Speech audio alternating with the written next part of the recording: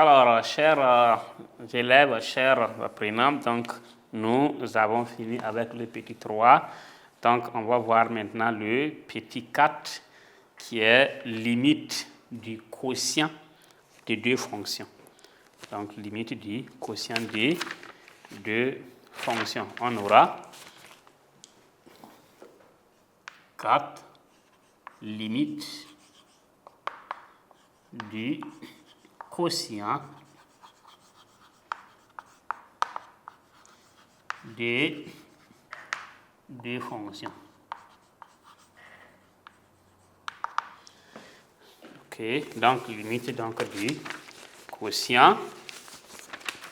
Donc on va ici voir un petit a, activité. Donc,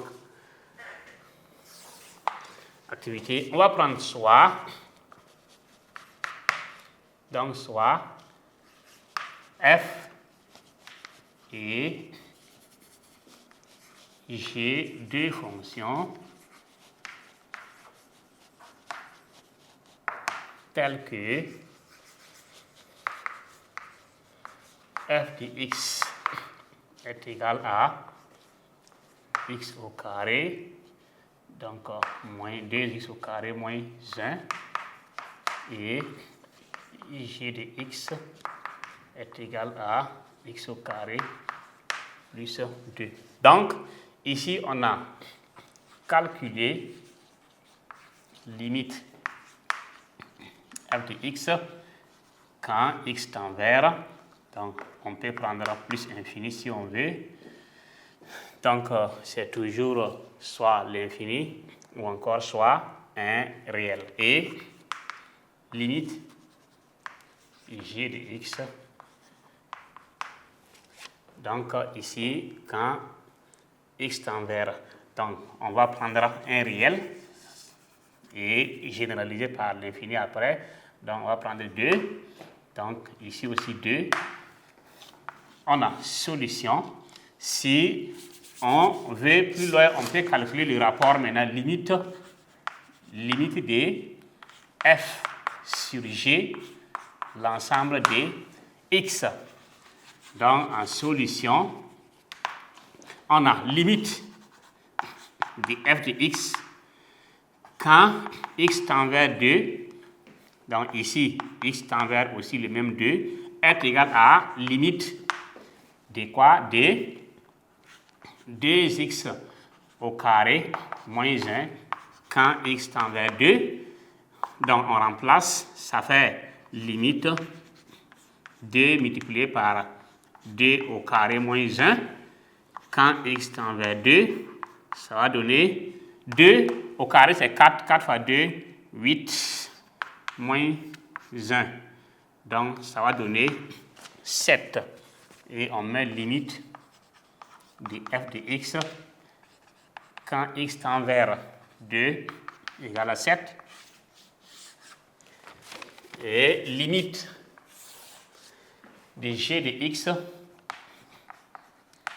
quand x tend vers 2 est égal à la limite de x au carré plus 2 quand x tend vers 2, qui est égal à la limite de 2 au carré plus 2 quand x tend vers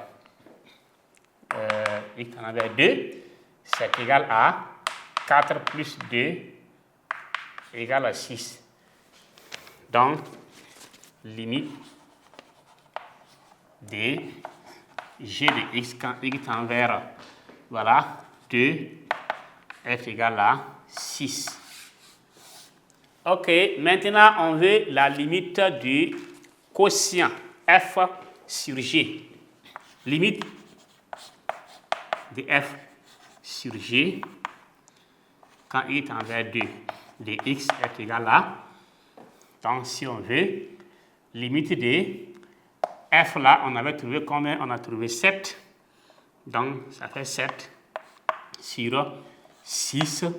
Or, ça, c'est égal à 7, là, c'est la limite de f de x quand x tend vers 2 Et 6, là, c'est la limite de g de x quand x tend vers 2. Donc, pour dire que la limite du quotient, c'est le quotient des limites. La limite du quotient, c'est le quotient des limites. Limite de f sur g, on a eu limite en haut, limite en bas. Donc, limite de f sur g, l'ensemble de x, quand x tend vers 2, est égal à 7 sur 6. Donc, voici ce qu'on peut dire au niveau donc, de l'activité.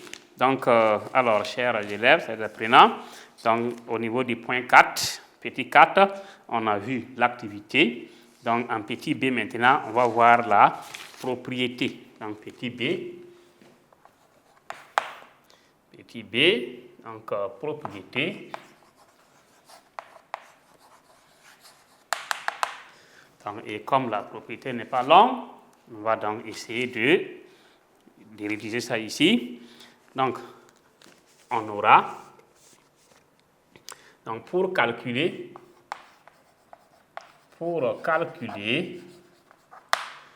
la limite,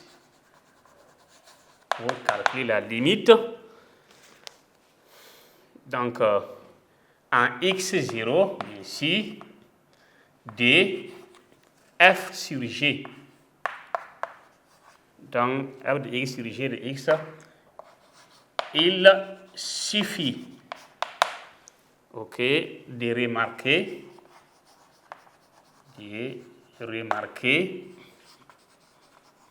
ok, que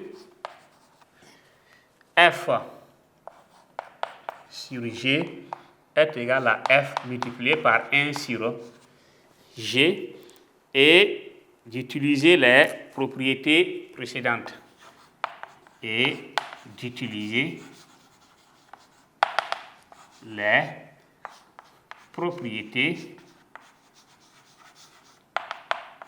précédentes.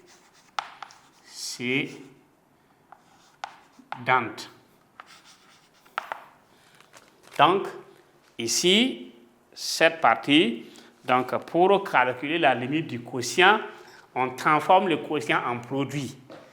Donc, et on applique, puisque f sur g est égal à f multiplié par 1 sur g. 1 sur g, c'est la limite de l'inverse qu'on vient de voir, les tableaux précédents. Donc, on dit de transformer ça en produit et on applique donc les propriétés passées. Donc, alors, chers élèves, chers apprenants, donc, nous sommes donc au terme de notre grand point 6, opération sur les limites, où on a vu en petit 1 la limite de la somme des deux fonctions. Petit 2, limite donc du produit des deux fonctions. Petit 3, limite de l'inverse d'une fonction. 4, limite du quotient des deux fonctions. Et on a fini avec cette partie. On va passer au point suivant.